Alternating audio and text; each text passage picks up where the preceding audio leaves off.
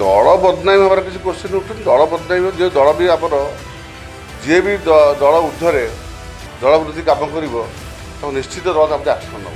ନା ଦୁର୍ବ୍ୟବହାର ତ ସ୍ପଷ୍ଟ ଭାବେ ଦେଖୁଛୁ ଦୁର୍ବ୍ୟବହାର ହେଇଛି, ସେଇଟା ତ ଆମେ ସତ ଚିନ୍ତା କରୁଛୁ। ତାକୁ ଆରେଷ୍ଟ କରିବା ପାଇଁ ଆପଣଙ୍କୁ କହୁଛୁ।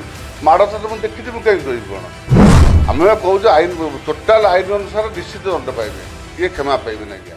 ଠିକ୍ରେ ସରପଞ୍ଚ ସାନ ଭଉଣୀ ଜଣେ ଆମର, ସେ ସରପଞ୍ଚ, ସେ ଲୋକପ୍ରତିନିଧି। ମୁଁ ଯେଉଁ ଦେଖୁଥିଲି ଆପଣଙ୍କ ସୋସିଆଲ ମିଡ଼ିଆ ଦ୍ୱାରା କିଛି ଯୁବକ ବ୍ଲକ ବିଡ଼ିଓଙ୍କ ଚାମ୍ବର ଭିତରେ ମିସବିହେଭ୍ କରିବା କି ଏପଟେ ତାଙ୍କୁ ବାହାରେ ମୋବାଇଲ ଛଡ଼ିବା, ଏଇଟାକୁ ମୁଁ ଦୃଢ଼ ଭାବେ ନିନ୍ଦା କରୁଛି। ଆକୁ ମଧ୍ୟ ମୁଁ ପ୍ରଶାସନ ଆଗରେ ମାନନୀୟ ଏସ୍ପିଙ୍କ ଆଗରେ ଗୁହାରି ଜଣାଉଛି, ତୁରନ୍ତ ତାଙ୍କୁ ଆରେଷ୍ଟ କରାଯାଉ। ଆଇନ ଊର୍ଦ୍ଧ୍ୱରେ କିଏ ନୁହନ୍ତି, ସେ ଜଣେ ନାରୀ, ଯାହାହେଲେ ଗୋଟେ ନାରୀ। ତାଙ୍କ ପ୍ରତି ଯାହା ସେଠି ହେଇଛି ମୋ ବ୍ୟକ୍ତିଗତ ଭାବରେ ଅତି ନିନ୍ଦନୀୟ ଘଟଣା।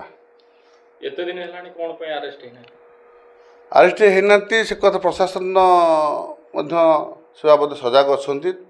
ତା ବାବଦରେ ଯେଉଁ ଏଫଆଇଆର୍ ହେଇଛି ମ୍ୟାଡ଼ାମଙ୍କର, ତାକୁ ମଧ୍ୟ ଏସ୍ପି ନିଜେ ତାକୁ ଅନୁଧ୍ୟାନ କରିକରି ଜଣଙ୍କୁ ମଧ୍ୟ ଆରେଷ୍ଟ କରିଛନ୍ତି। ନିଶ୍ଚିତ ଆରେଷ୍ଟ ହେବେ, ଦୋଷୀ ନିଶ୍ଚିତ ଆରେଷ୍ଟ ହେବେ। କେବେ ପାତାଳ ରହିଲେ କି ବସ୍ତ ହେଲେ ଆରେଷ୍ଟ ହେବେ। ଏଇଟାକୁ ଆମେ ବି କହୁଛୁ, ଆମେ ମଧ୍ୟ ପ୍ରଶାସନ ଆଗରେ ତାକୁ ନିବେଦନ କରୁଛୁ। ଯେଉଁ ସେ ଭଉଣୀ ପ୍ରତି ଯାହା ଘଟିଛି ସେଇଟା ନିନ୍ଦନୀୟ ଘଟଣା।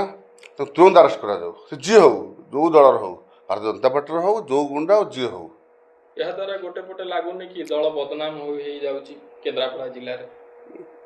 ଦଳ ବଦନାମୀ ହେବାର କିଛି କ୍ୱେଶ୍ଚିନ୍ ଉଠୁନି। ଦଳ ବଦନାମୀ ଯେ ଦଳ ବି ଆମର ଯିଏ ବି ଦଳ ଊର୍ଦ୍ଧ୍ୱରେ ଦଳ ବୃଦ୍ଧି କାମ କରିବ ତାକୁ ନିଶ୍ଚିତ ଦଳ ତାପରେ ଆକ୍ସନ୍ ନେବ। ଆଉ କିଛି ସନ୍ଦେହ ନାହିଁ, ବିଗତ ଦିନରେ ହେଇଛି, ମଧ୍ୟ ହେବ। ଯଦି ଦଳୀୟ ଲୋକ ସିଏ ହେଇଥିବେ, ଦଳର ପ୍ରୋଟୋକଲ୍ ଅଛନ୍ତି, ଦଳ ତଜବାବ କରିବ, ନିଶ୍ଚିତ ତାଙ୍କ ଉପରେ ଆକ୍ସନ୍ ନେବ ଦଳ। ଆଉ କିଛି ସନ୍ଦେହ ନାହିଁ।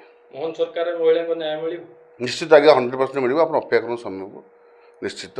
ଆ ଦେହରେ କିଛି ଅସୁବିଧା ନାହିଁ, ୟା ଦେହରେ କୌଣସି ବିଚାର ନାହିଁ। ଯିଏ ଦୋଷ କରିଛି ନିଶ୍ଚିତ ଦଣ୍ଡ ପାଇବ। ଘଟଣାକୁ ଆଜ୍ଞା 8 ଦିନ ହେଇଗଲାଣି, ଜଣେ ଆରେଷ୍ଟ ହେଇଛନ୍ତି, ଆହୁରି 7 ଜଣଙ୍କ ନାଁରେ ଏଫଆଇଆର୍ ଅଛି। ନିଶ୍ଚିତ ପୋଲିସ ଆରେଷ୍ଟ କରିବ, ଆ ଦେହରେ କିଛି ତ ଅସୁବିଧା ନାହିଁ। ମୁଁ କ'ଣ ଆପଣ କ'ଣ କହିଲେ? ଆଉ ଆମେ ଆରେଷ୍ଟ କରିଦେବୁ? ପୋଲିସ ତାର ଆରେଷ୍ଟ କରିବ, ତାର ଇଏ କରୁଛି। ଆପଣ ଥରେ ଆମେ ଶୁଣୁଥିଲୁ ସୋସିଆଲ ମିଡ଼ିଆରେ, ତାର ଯିଏ ଅଛନ୍ତି ଇନକ୍ୱାରି ଅଫିସର ଆଇସି ନାଁ ତ ନିଜ ନାଁରେ ଏଫଆଇଆର୍, ସିଏ ମଧ୍ୟ ତାଙ୍କୁ ତଦନ୍ତ କେମିତି କରିବେ? ଏସ୍ପିକୁ କୁହାଯାଇଛି, ଏସ୍ପି ଦାୟିତ୍ୱ ଦେଇଛନ୍ତି। ଆଚ୍ଛା, ଆ ଭିତରେ ପାର୍ଟି ତରଫରୁ କିଛି ପ୍ରେସର ପଡୁଛି କି କାହା ଉପରେ? ନା ଭୁଲ କଥା। ଜମା ପ୍ରେସର ଜମା କିଏ ବିଜେଡ଼ି ସରକାର ପ୍ରେସର ଦେବେ? ଆମେ କହୁଛୁ ଆଇନ ଟୋଟାଲ ଆଇନ ଅନୁସାରେ ନିଶ୍ଚିତ ଦଣ୍ଡ ପାଇବେ, କିଏ କ୍ଷମା ପାଇବେନି ଆଜ୍ଞା। ଇଏ ହେଉଛି ନବୀନ ସରକାର ନୁହଁ, ନା ବାଣିଆନ ସରକାର ନୁହଁ। ଇଏ ମୋହନ ସରକାର, ନରେନ୍ଦ୍ର ମୋଦିଙ୍କ ସରକାର, ବିଜେପି ସରକାର। ସରପଞ୍ଚଙ୍କର ଯୋଉ ଭାଇରାଲ ହଉଛି, ଏଇଟା ସତରେ ଭାଇରାଲ ହଉଛି ନା ଏମିତି ମାନେ ଲୋକ ଦେଖାଣିଆ ଭାଇରାଲ ହଉଛି?